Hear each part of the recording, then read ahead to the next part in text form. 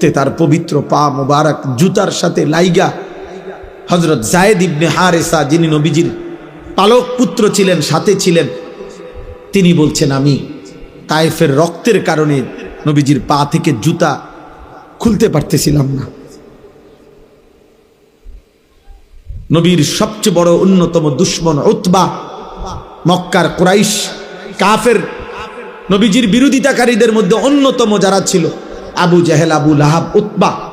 এই উতবা সর্দার সেই সর্বপ্রথম তায়েফ থেকে রক্তাক্ত শরীর নিয়ে নবীজি যখন ফিরে আসছিলেন, পথিমধ্যে সর্বপ্রথম নবীজির রক্তাক্ত দেহ যেই কাফের মক্কার দেখছে সে হলো এই উতবা।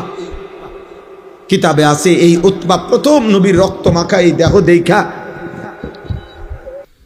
এই উতবা মক্কার কুরাইশ, সে প্রথম নবীজির রক্ত মাখা দেহ দেখে উর্দু কিতাবে আমরা পড়ছি এত রক্ত ধরতেছিল নবীজির দেহ মুবারক থেকে, অথচ নবীজি আজকে 11 বছর মক্কায় ইসলাম প্রচার করতেছিলেন, 11 বছর পরে গেছেন তাইফে। 11 বছরেই এরা বিরোধিতা করছে নবীর। কিন্তু উতবা এই কিতাবে লিখছে, উতবা চিৎকার করে কাইন্দা দিছে, আর চোখের পানি ফেলে উতবা বলছে, তায়েফবাসী এটা কি করলি আমার ভাতিজা, এত রক্ত কেমনে ঝরাইলি?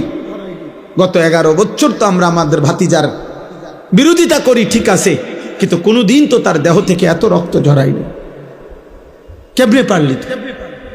এক কাফেরের কলিজায় ব্যথা লাগছে। সেই নবী আমাদের নবী, অথচ একদিনও তার কথা মনে পড়ে না। দিনের পর দিন তোমরা চুল কাটতেছ বেঈমানের মতো। আহ, কোন সে বেঈমান যে বেঈমানের নাম ঠিকানাও তো তুমি জানো না?